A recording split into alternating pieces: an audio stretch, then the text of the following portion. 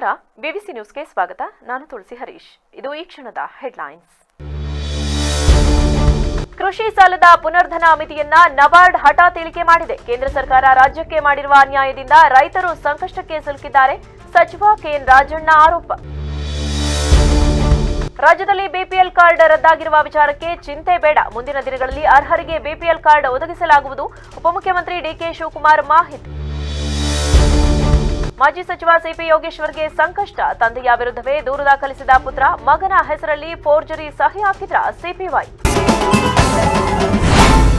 ಕೃಷಿ ಸಾಲದ ಪುನರ್ಧನ ಮಿತಿಯನ್ನ ನಬಾರ್ಡ್ ಹಠಾತ್ ಇಳಿಕೆ ಮಾಡಿದೆ. ನಬಾರ್ಡ್ ಕೇಂದ್ರ ಸರ್ಕಾರ ಅಧೀನದಲ್ಲೇ ಬರುವುದರಿಂದ ಕೇಂದ್ರ ಸರ್ಕಾರವೇ ದ್ವೇಷದ ಕಾರಣಕ್ಕೆ ರಾಜ್ಯಕ್ಕೆ ಅನ್ಯಾಯ ಮಾಡಿದೆ. ಇದರಿಂದ ರೈತರು ಸಂಕಷ್ಟಕ್ಕೆ ಸಿಲುಕಿದ್ದಾರೆ ಎಂದು ಸಹಕಾರ ಸಚಿವ ಕೆಎನ್ ರಾಜಣ್ಣ ಹೇಳಿದರು. ಬೆಂಗಳೂರಿನಲ್ಲಿ ಮಾಧ್ಯಮದವರೊಂದಿಗೆ ಮಾತನಾಡಿದ ಅವರು, ಈ ವರ್ಷ 9,200 ಕೋಟಿ ರು ಧನಸಹಾಯ ಕೇಳಿದ್ದೆವು. ಕಳೆದ ವರ್ಷಕ್ಕಿಂತ ಹೆಚ್ಚು ಹಣ ಸಿಗುವ ನಿರೀಕ್ಷೆಯಲ್ಲಿದ್ದೆವು. ಕರ್ನಾಟಕಕ್ಕೆ 2,340 ಕೋಟಿ ದೊರೆತಿದ್ದು, ಕಳೆದ ವರ್ಷದ 5,600 ಕೋಟಿಗಿಂತ ಶೇಕಡಾ 58ರಷ್ಟು ಕಡಿಮೆಯಾಗಿದೆ ಎಂದು ಸಹಕಾರ ಸಚಿವ ಕೆಎನ್ ರಾಜಣ್ಣ ಹೇಳಿದರು. ಇದರಿಂದ ರೈತರಿಗೆ ಒದಗಿಸಲಾಗದ ಬಡ್ಡಿರಹಿತ ಸಾಲದ ಮೇಲೆ ಪರಿಣಾಮ ಬೀರುತ್ತದೆ. ಅವರು ಖಾಸಗಿ ಲೇವಾದೇವಿದಾರರ ಮೊರೆ ಹೋಗಬೇಕಾಗುತ್ತದೆ ಎಂದು ಹೇಳಿದ್ದಾರೆ. ನಬಾರ್ಡ್ ರಾಜ್ಯಕ್ಕೆ ಶೇಕಡಾ 4.5ರ ಬಡ್ಡಿ ದರದಲ್ಲಿ ಸಬ್ಸಿಡಿ ದರದಲ್ಲಿ ಹಣವನ್ನು ನೀಡುತ್ತಿದೆ. ಆ ನಿಧಿಗಳೊಂದಿಗೆ ಆಪೆಕ್ಸ್ ಬ್ಯಾಂಕ್, ಜಿಲ್ಲಾ ಬ್ಯಾಂಕ್ಗಳು ಮತ್ತು ಪ್ರಾಥಮಿಕ ಕೃಷಿ ಸಾಲ ಸಂಘಗಳು 35 ಲಕ್ಷ ರೈತರಿಗೆ ಬಡ್ಡಿ ರಹಿತ ಸಾಲ ನೀಡುತ್ತಿವೆ. ಅದರಲ್ಲಿ 1,200 ಕೋಟಿ ಬಡ್ಡಿ ಸಹಾಯಧನವನ್ನು ರಾಜ್ಯ ಸರ್ಕಾರ ರೈತರ ಪರವಾಗಿ ನೀಡಿದೆ. 9,200 ಕೋಟಿ ಅನುದಾನಕ್ಕಾಗಿ ರಾಜ್ಯ ಸರ್ಕಾರದ ಮನವಿಯನ್ನ ಪರಿಗಣಿಸಲು ನಬಾರ್ಡ್ಗೆ ಕೇಂದ್ರಕ್ಕೆ ನಿರ್ದೇಶನ ನೀಡಬೇಕು. ಕೇಂದ್ರಕ್ಕೆ ಪತ್ರ ಬರೆದಿದ್ದು, ನವೆಂಬರ್ 26ರ ನಂತರ ಪ್ರಧಾನಿ ನರೇಂದ್ರ ಮೋದಿ ಮತ್ತು ಕೇಂದ್ರ ಹಣಕಾಸು ಸಚಿವೆ ನಿರ್ಮಲಾ ಸೀತಾರಾಮನ್ ಅವರನ್ನ ಭೇಟಿ ಮಾಡಿ ರಾಜ್ಯದ ಬೇಡಿಕೆಯನ್ನು ಪರಿಗಣಿಸುವಂತೆ ಮನವಿ ಮಾಡುವುದಾಗಿ ಹೇಳಿದರು. ರಾಜ್ಯದಲ್ಲಿ ಬಿಪಿಎಲ್ ಕಾರ್ಡ್ ರದ್ದಾಗಿರುವ ವಿಚಾರಕ್ಕೆ ಯಾರೂ ಗಾಬರಿಯಾಗುವುದು ಬೇಡ. ಕೇಂದ್ರ ಸರ್ಕಾರ ಕೊಟ್ಟ ಮಾನದಂಡಗಳ ಅನ್ವಯ ಬಿಪಿಎಲ್ ಕಾರ್ಡ್ ರದ್ದುಗೊಳಿಸಿ ಎಪಿಎಲ್ ಕಾರ್ಡ್ ಮಾಡಲಾಗಿದೆ. ಒಂದೊಂದು ಊರಿನಲ್ಲಿ 10ರಿಂದ 20 ಕಾರ್ಡ್ಗಳು ರದ್ದಾಗಿವೆ ಎಂದು ಉಪಮುಖ್ಯಮಂತ್ರಿ ಡಿಕೆ ಶಿವಕುಮಾರ್ ಹೇಳಿದರು. ಬೆಂಗಳೂರಿನಲ್ಲಿ ಬುಧವಾರ ಸುದ್ದಿಗಾರರೊಂದಿಗೆ ಮಾತನಾಡಿದ ಅವರು, ಬಿಪಿಎಲ್ ಕಾರ್ಡ್ ರದ್ದಾಗಿರುವ ವಿಚಾರಕ್ಕೆ ಯಾರೂ ಗಾಬರಿ ಬೀಳುವ ಅವಶ್ಯಕತೆ ಇಲ್ಲ. ಸೆಂಟ್ರಲ್ ಗವರ್ನಮೆಂಟ್ ಕ್ರೈಟೀರಿಯಾ ಇದೆ, ಅದರಂತೆ ಪರಿಶೀಲನೆ ಮಾಡ್ತಿದ್ದಾರೆ. ಯಾರು ಬಡವರಿದ್ದಾರೆ ಅವರಿಗೆ ಸಿಗುತ್ತದೆ. ನಮ್ಮ ಸರ್ಕಾರ ಇರೋದೇ ಬಡವರಿಗಾಗಿ. ಸ್ವಲ್ಪ ಕಾರ್ಡ್ನಲ್ಲಿ ಹೆಚ್ಚು ಕಡಿಮೆ ಆಗಿರಬಹುದು. ಇದಕ್ಕೆ ಎಲ್ಲರೂ ಸಹಕಾರ ಕೊಡಬೇಕು. ಮನೆಯಲ್ಲಿ ಸ್ವಂತ ಗಾಡಿ ಇರುವವರು, 7.5 ಎಕರೆ ಜಮೀನು ಇರುವವರಿಗೆ ಬಿಪಿಎಲ್ ಕಾರ್ಡ್ ದೊರೆಯುವಂತಿಲ್ಲ. ಒಂದೊಂದು ಊರಲ್ಲಿ ಇಂತಹ 10ರಿಂದ 20 ಕಾರ್ಡ್ಗಳು ರದ್ದು ಆಗಿರಬಹುದು. ಇನ್ಕಮ್ ಟ್ಯಾಕ್ಸ್ ಕಟ್ಟುವವರಿದ್ದಾರೆ. ಇದರಲ್ಲಿ ಕೆಲವರು ಅಧಿಕಾರಿಗಳು ಕೂಡ ಬಿಪಿಎಲ್ ಕಾರ್ಡ್ ಪಡೆದವರಿದ್ದಾರೆ. ಅಂತಹವರಿಗೆ ಕಾರ್ಡ್ ಕೊಡಬೇಕಿಲ್ಲ. ಇಂತಹವರ ಕಾರ್ಡ್ಗಳನ್ನ ಮನೆಗೆ ಹೋಗಿ ನೋಡಿ ರದ್ದು ಮಾಡಬೇಕಿಲ್ಲ. ನಾವು ಶಾಸಕರಿಗೆ ಡೀಟೇಲ್ಸ್ ಕಳಿಸ್ತೇವೆ. ಅವರು ಒಂದು ತಂಡವನ್ನ ಮಾಡ್ತಾರೆ. ನಮ್ಮ ಗ್ಯಾರಂಟಿ ಟೀಮ್ಗೆ ಜವಾಬ್ದಾರಿ ಕೊಟ್ಟಿದ್ದೇವೆ. ಅವರೆಲ್ಲರೂ ಮನೆ ಮನೆಗೆ ಹೋಗ್ತಾರೆ. ಯಾರಿಗೆ ಅನ್ಯಾಯ ಆಗಿದೆ ಸರಿಪಡಿಸಿ ಎಂದಿದ್ದೇವೆ. ಯಾರು ಅರ್ಹರಿದ್ದಾರೆ ಅವರಿಗೆ ಕೊಡ್ತೇವೆ ಎಂದು ಹೇಳಿದರು. ಉಪಚುನಾವಣೆ ಫಲಿತಾಂಶ ಬರುವ ಮುನ್ನವೇ ಕಾಂಗ್ರೆಸ್ ಅಭ್ಯರ್ಥಿ ಸಿಪಿ ಯೋಗೇಶ್ವರ್ ಅವರಿಗೆ ಸಂಕಷ್ಟ ಶುರುವಾಗಿದ್ದು, ತನ್ನ ಸಹಿ ನಕಲು ಮಾಡಿದ್ದಾರೆಂದು ಆರೋಪಿಸಿ ಪುತ್ರ ಶ್ರವಣ್ ತಂದೆಯ ವಿರುದ್ಧವೇ ದೂರು ದಾಖಲಿಸಿದ್ದಾರೆ. ಪುತ್ರ ಶ್ರವಣ್ ಯೋಗೇಶ್ವರ್ ನೀಡಿದ ದೂರಿನ ಅನ್ವಯ ಕೋರ್ಟ್ನಲ್ಲಿ ಅರ್ಜಿ ವಿಚಾರಣೆ ನಡೆಯಲಿದೆ. ಬೆಂಗಳೂರಿನ ಮನೆಗೆ ಸಂಬಂಧಿಸಿದ ವಿಚಾರ ಇದಾಗಿದ್ದು, ಶ್ರವಣ್ ಸಹಮತ ಇಲ್ಲದೆ ಅವರ ಅನುಪಸ್ಥಿತಿಯಲ್ಲಿ ಯೋಗೇಶ್ವರ್ ಸಹಿ ಮಾಡಿರುವ ಆರೋಪ ಕೇಳಿಬಂದಿದೆ. ಸಿಪಿ ಯೋಗೇಶ್ವರ್ ಅವರ ಮೊದಲ ಪತ್ನಿ ಮಂಜುಳಾ ಮತ್ತು ಪುತ್ರ ಶ್ರವಣ್ ಅವರು 2.5 ವರ್ಷದ ಹಿಂದೆ ಬೆಂಗಳೂರಿನಲ್ಲಿ ಮನೆ ಖರೀದಿಸಿದರು. ಈ ಮನೆ ಸಿಪಿ ಯೋಗೇಶ್ವರ್ ಮೊದಲ ಪತ್ನಿ ಹಾಗೂ ಶ್ರವಣ್ ಹೆಸರಲ್ಲಿದೆ. ಶ್ರವಣ್ ಹಾಗೂ ಆತನ ತಾಯಿ ಮಂಜುಳಾ ಇಬ್ಬರು ಸೇರಿ ಮನೆಯನ್ನ ನಿಶಾ ಯೋಗೇಶ್ವರ್ಗೆ ಉಡುಗೊರೆಯಾಗಿ ನೀಡಿದ್ದರು. ಅಮ್ಮ ಮತ್ತು ನಾನು ಯಾವುದೇ ತಕರಾರು ಇಲ್ಲದೆ ಮನೆಯನ್ನ ನಿಶಾಗೆ ಗಿಫ್ಟ್ ನೀಡಿದೆವು. ಅದಾದ ನಂತರ 2024 ಅಕ್ಟೋಬರ್ನಲ್ಲಿ ನಮ್ಮ ತಂದೆಯ ಪಿಎ ಮೂಲಕ ನನಗೆ ಒಂದು ಡ್ರಾಫ್ಟ್ ಬಂತು. ಅದು ಆ ಮನೆಯ ಭಾಗ ವಿಚಾರಕ್ಕೆ ಸಂಬಂಧಿಸಿದ್ದಾಗಿತ್ತು. ಆ ಮನೆಯ ಭಾಗ ಕೇಳಿ ನಾನೇ ನನ್ನ ತಾಯಿ ಮತ್ತು ಸಹೋದರಿ ನಿಶಾ ವಿರುದ್ಧ ಕೇಸ್ ಹಾಕುವುದಕ್ಕೆ ಸಂಬಂಧಿಸಿದ್ದಾಗಿತ್ತು. ನಾನು ಯಾವುದೇ ಗಿಫ್ಟ್ ನೀಡಿಲ್ಲ. ಅದರಲ್ಲಿ ನನಗೆ ಪಾಲು ಬೇಕು ಎಂದು ಬರೆಯಲಾಗಿತ್ತು. ಇದಕ್ಕೆ ನಾನು ಒಪ್ಪಿರಲಿಲ್ಲ. ಅಲ್ಲದೆ ತಂದೆಗೂ ಕೂಡ ನನ್ನ ಅನುಮತಿ ಇಲ್ಲ ಎಂದು ಹೇಳಿದ್ದೆ. ಆಗ ತಂದೆ ಯೋಗೇಶ್ವರ್, ನಾನು ನೋಡಿಕೊಳ್ಳುತ್ತೇನೆ ಬಿಡು ಎಂದಿದ್ದರು. ಇದೀಗ ನನ್ನ ತಂದೆಯವರೇ ಆ ಡ್ರಾಫ್ಟ್ಗೆ ಸಹಿ ಮಾಡಿ ನಾನು ಪಾಲು ಕೇಳಿರುವಂತೆ ಕೇಸ್ ದಾಖಲಿಸಿದ್ದಾರೆ. ಅಂದ್ರೆ ನನ್ನ ಹೆಸರಿನಲ್ಲಿ ಅಮ್ಮ ಮತ್ತು ಸಹೋದರಿ ವಿರುದ್ಧ ಕೇಸ್ ದಾಖಲಿಸಿದ್ದಾರೆ. ಇದರ ವಿರುದ್ಧ ನಾನು ಕೋರ್ಟ್ ಮೊರೆ ಹೋಗಿದ್ದೇನೆ. ನಾನು ಯಾವುದೇ ಸಹಿ ಮಾಡಿಲ್ಲ, ಮನೆಯಲ್ಲಿ ಭಾಗವನ್ನು ಕೇಳಿಲ್ಲ ಎಂದು ದೂರಿದ್ದಾರೆ. ಜನಚೈತನ್ಯ ಫೌಂಡೇಶನ್ ವತಿಯಿಂದ ನವೆಂಬರ್ 21ರಂದು 69ನೇ ಕನ್ನಡ ರಾಜ್ಯೋತ್ಸವ ಪ್ರಯುಕ್ತ ಕನ್ನಡ ಚಲನಚಿತ್ರಗಳ ಗಾಯನ, ಸಂಗೀತ ಸಂಜೆ ಮತ್ತು ವಿವಿಧ ಕ್ಷೇತ್ರದ ಸಾಧಕರಿಗೆ ಪುರಸ್ಕಾರ ಕಾರ್ಯಕ್ರಮವನ್ನು ಮೈಸೂರಿನ ನಾದಬ್ರಹ್ಮ ಸಭಾಂಗಣದಲ್ಲಿ ಹಮ್ಮಿಕೊಳ್ಳಲಾಗಿದೆ ಎಂದು ಅಧ್ಯಕ್ಷ ಆರ್ ಲಕ್ಷ್ಮಣ್ ತಿಳಿಸಿದರು. ಮೈಸೂರಿನಲ್ಲಿ ನಡೆದ ಪತ್ರಿಕಾಗೋಷ್ಠಿಯಲ್ಲಿ ಈ ಬಗ್ಗೆ ಮಾಹಿತಿ ನೀಡಿದ ಅವರು, ನಮ್ಮ ಸಂಸ್ಥೆಯು ಸಾಂಸ್ಕೃತಿಕ ಮತ್ತು ಶೈಕ್ಷಣಿಕ ಉದ್ದೇಶಕ್ಕಾಗಿ ಸ್ಥಾಪಿಸಲ್ಪಟ್ಟು ಸುಮಾರು 6 ವರ್ಷಗಳಿಂದ ನಿರಂತರವಾಗಿ ಸಾಂಸ್ಕೃತಿಕ ಚಟುವಟಿಕೆಗಳನ್ನು ಹಾಗೂ ಸಾಮಾಜಿಕ ಸೇವಾ ಕಾರ್ಯಗಳನ್ನು ಹಮ್ಮಿಕೊಂಡು ಬರುತ್ತಿದ್ದು, ಅದರಂತೆ ಈ ವರ್ಷವೂ ಸಮಾಜ ಸೇವೆ, ಶಿಕ್ಷಣ, ವೈದ್ಯಕೀಯ, ಕ್ರೀಡೆ, ಸಂಗೀತ, ಸಾಹಿತ್ಯ, ಚಲನಚಿತ್ರ ಹೀಗೆ ವಿವಿಧ ಕ್ಷೇತ್ರದ ಸಾಧಕರಿಗೆ ಚೈತನ್ಯ ಪುರಸ್ಕಾರವನ್ನು ಹಮ್ಮಿಕೊಳ್ಳಲಾಗಿದೆ. ಈ ಕಾರ್ಯಕ್ರಮದ ಅಧ್ಯಕ್ಷತೆಯನ್ನು ಕರ್ನಾಟಕ ಸುಗಮ ಸಂಗೀತ ಪರಿಷತ್ತಿನ ಜಿಲ್ಲಾಧ್ಯಕ್ಷರಾದ ಡಾ ನಾಗರಾಜು ವಿ ಬೈರಿ, ಕನ್ನಡ ದಿನಪತ್ರಿಕೆ ಕಾರ್ಯನಿರ್ವಾಹಕ ಸಂಪಾದಕರಾದ ತಜ್ಞರಾದ ಅಂಶಿ ಪ್ರಸನ್ನಕುಮಾರ್, ಚರ್ಮರೋಗ ತಜ್ಞರಾದ ಡಾಕ್ಟರ್ ಸುರೇಂದ್ರ ಸೇರಿದಂತೆ ಇನ್ನು ಮುಂತಾದವರು ಭಾಗವಹಿಸಲಿದ್ದಾರೆ ಎಂದು ತಿಳಿಸಿದರು.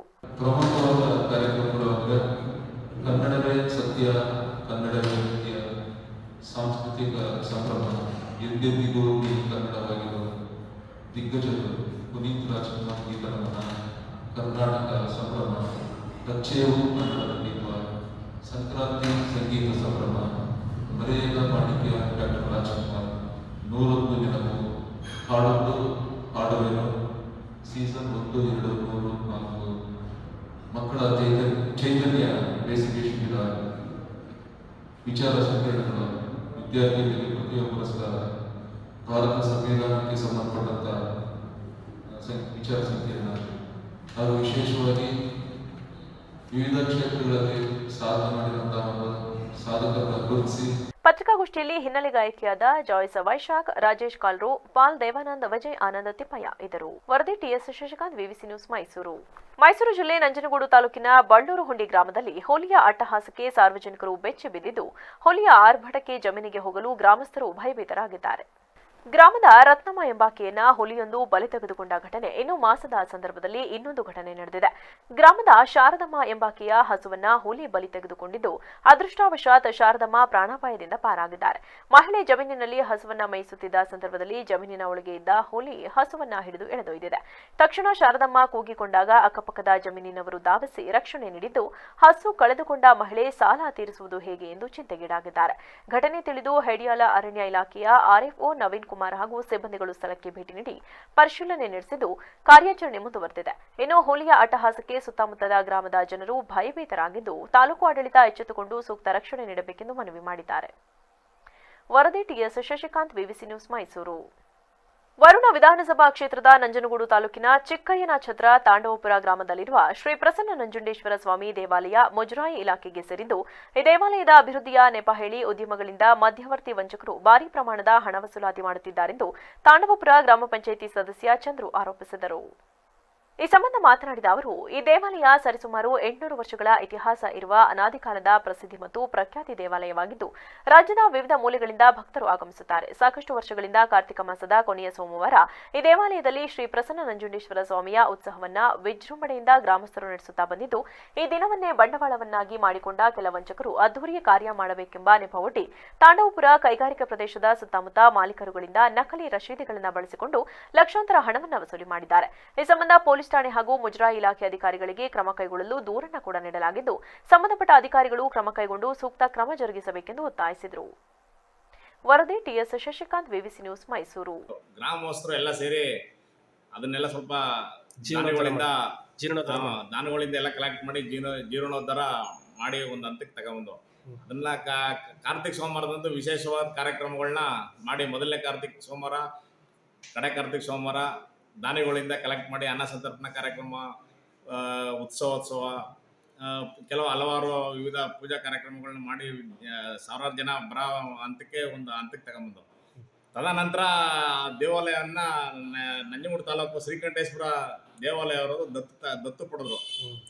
ದತ್ತು ಪಡೆದ ನಂತರ ಎಲ್ಲ ಪೂಜಾ ವಿಧಿ ನಿಯಮಗಳು, ಅನ್ನ ಸಂತರ್ಪಣಾ ಕಾರ್ಯಕ್ರಮ, ಉತ್ಸವದ ಕಾರ್ಯಕ್ರಮ ಇರ್ಬೋದು ಅಥವಾ ದೀಪಾಲಂಕಾರ ಇರ್ಬೋದು, ಎಲ್ಲ ಕೂಡ ನಂಜನಗೂಡು ಶ್ರೀಕಂಠೇಶ್ವರ ದೇವಾಲಯವರೇ ಮಾಡ್ತಾ ಇದ್ದಾರೆ.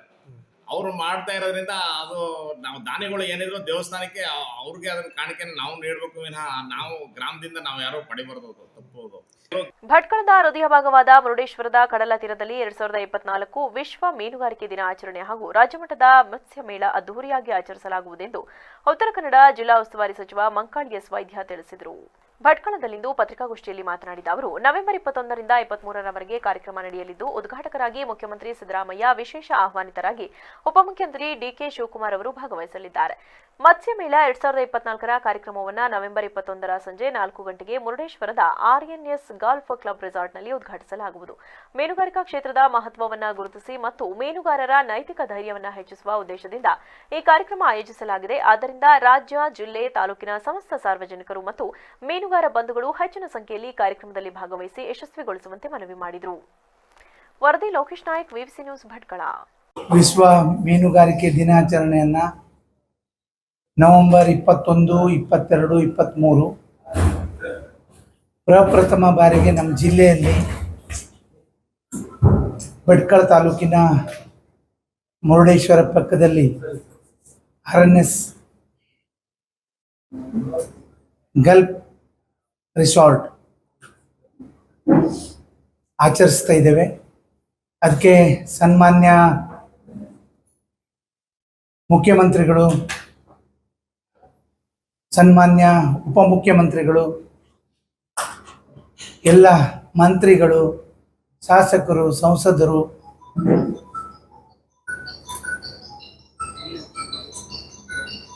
ಎಲ್ಲ ಜನಪ್ರತಿನಿಧಿಗಳು ಸೇರಿ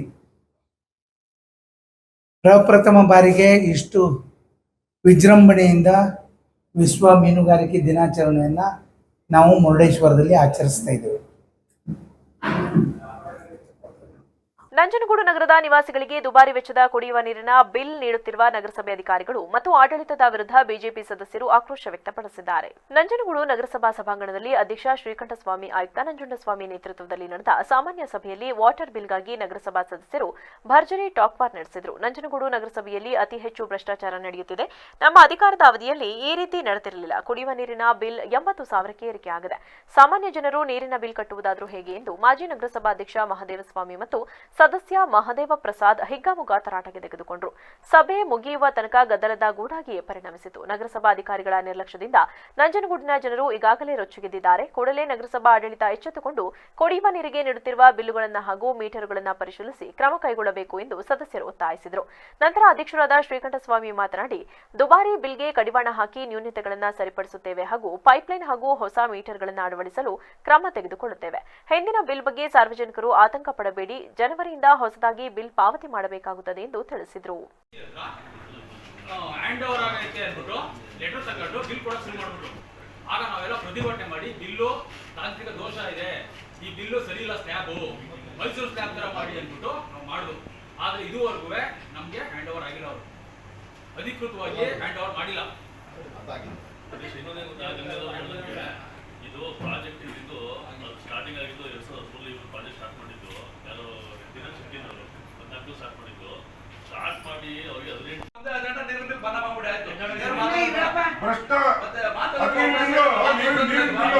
ನೀವು ವಾಟರ್ ಖರ್ಚು ಮಾಡಿದ್ರಲ್ಲ, ಅದನ್ನ ಯಾರು ಮಾಡೋದು? ಆ ಭ್ರಷ್ಟ ಯಾರು ಮಾಡೋದು?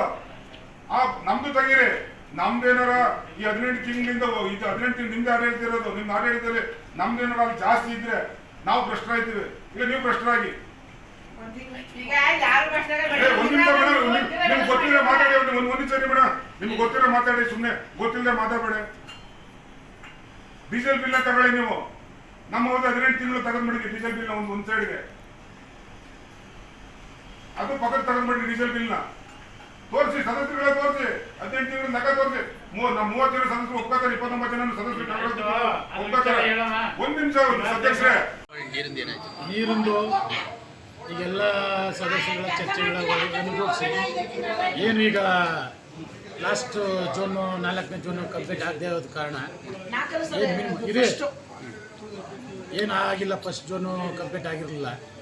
ಅದನ್ನೆಲ್ಲ ಕೂಲಂಕಷವಾಗಿ ಚರ್ಚೆ ಮಾಡಿ ಜನವರಿ ಗಂಟ ಏನು ಮೀಟ್ರ್ ಆಗಿಲ್ಲ ಮತ್ತು ಲೋಪದೋಷಗಳಿಂದ ಬಿಲ್ ಜಾಸ್ತಿ ಬಂದಿರೋದನ್ನ ಬಗೆಹರಿಸೋಕ್ಕೆ ಮತ್ತು ಏನು ಇನ್ಕಂಪ್ಲೀಟ್ ಆಗಿದೆ ಮೀಟ್ರ್ಗಳು ಹಾಕಿದೆ ಅದನ್ನು ಹೊಸದಾಗಿ ಮೀಟ್ರ್ ತಂದು ಜನಗಳೇ ಅಷ್ಟು ಬರೀ ಸರ್ವಿಸ್ ಚಾರ್ಜ್ ಮಾತ್ರ ನಮ್ಮ ನಗರಸಭೆಗೆ ತಗೊಂಡು ಅವ್ರಿಗೆ ಮೀಟ್ರ್ ಹಾಕ್ಕೊಡೋದು ನೀರನ್ನ. ಮತ್ತು ಏನು ಪೈಪ್ಲೈನು ಅವ್ಯವಸ್ಥೆ ಆಗಿದೆ ಮತ್ತು ರಿವರ್ಕ್ ಮಾಡಿಸೋದು ಆಗಲಿ ಅಥವಾ ಅದನ್ನು ತಪ್ಪನ್ನು ಸರಿ ಮಾಡಿಸಿ ಪ್ರತಿಯೊಂದು ಮನೆಗೂ ನೀರು ಏರಂಗೆ ಮಾಡಿ ಅದಾದ ನಂತರ ಜನವರಿಯಿಂದ ಬಿಲ್ಲು ತಗೊಳ್ಳೋದು ಅಂತ ತೀರ್ಮಾನಿಸಲಾಗಿದೆ. ಸಭೆಯಲ್ಲಿ ಉಪಾಧ್ಯಕ್ಷ ರೆಹನಾ ಬಾನು, ಆಯುಕ್ತ ನಂಜುಂಡಸ್ವಾಮಿ, ಸಹಾಯಕ ಕಾರ್ಯಪಾಲಕ ಅಭಿಯಂತರರಾದ ಮಹೇಶ್ ಕುಮಾರ್, ನಗರಸಭೆಯ ಅಧಿಕಾರಿಗಳು, ಸಿಬ್ಬಂದಿಗಳು ಹಾಜರಿದ್ದರು. ವರದಿ TS Shashikanth, VVC news, Mysuru. ಕೊನೆಯಲ್ಲಿ ಮತ್ತೊಮ್ಮೆ ಹೆಡ್ಲೈನ್ಸ್. ಕೃಷಿ ಸಾಲದ ಪುನರ್ಧನ ಮಿತಿಯನ್ನ ನಬಾರ್ಡ್ ಹಠಾತ್ ಇಳಿಕೆ ಮಾಡಿದೆ. ಕೇಂದ್ರ ಸರ್ಕಾರ ರಾಜ್ಯಕ್ಕೆ ಮಾಡಿರುವ ಅನ್ಯಾಯದಿಂದ ರೈತರು ಸಂಕಷ್ಟಕ್ಕೆ ಸಿಲುಕಿದ್ದಾರೆ. ಸಚಿವ ಕೆಎನ್ ರಾಜಣ್ಣ ಆರೋಪ. ರಾಜ್ಯದಲ್ಲಿ ಬಿಪಿಎಲ್ ಕಾರ್ಡ್ ರದ್ದಾಗಿರುವ ವಿಚಾರಕ್ಕೆ ಚಿಂತೆ ಬೇಡ. ಮುಂದಿನ ದಿನಗಳಲ್ಲಿ ಅರ್ಹರಿಗೆ ಬಿಪಿಎಲ್ ಕಾರ್ಡ್ ಒದಗಿಸಲಾಗುವುದು. ಉಪಮುಖ್ಯಮಂತ್ರಿ ಡಿಕೆ ಶಿವಕುಮಾರ್ ಮಾಹಿತಿ. ಮಾಜಿ ಸಚಿವ ಸಿಪಿ ಯೋಗೇಶ್ವರ್ಗೆ ಸಂಕಷ್ಟ. ತಂದೆಯ ವಿರುದ್ಧವೇ ದೂರು ದಾಖಲಿಸಿದ ಪುತ್ರ. ಮಗನ ಹೆಸರಲ್ಲಿ ಫೋರ್ಜರಿ ಸಹಿ ಹಾಕಿದ್ರ ಸಿಪಿವೈ. ಕ್ಷಣ ಕ್ಷಣದ ಸುದ್ದಿಗಾಗಿ ನೋಡ್ತಾ ಇರಿ ವಿವಿಸಿ ಟಿವಿ. ಸತ್ಯದ ಕಡೆ ನಮ್ಮ ನಡೆ.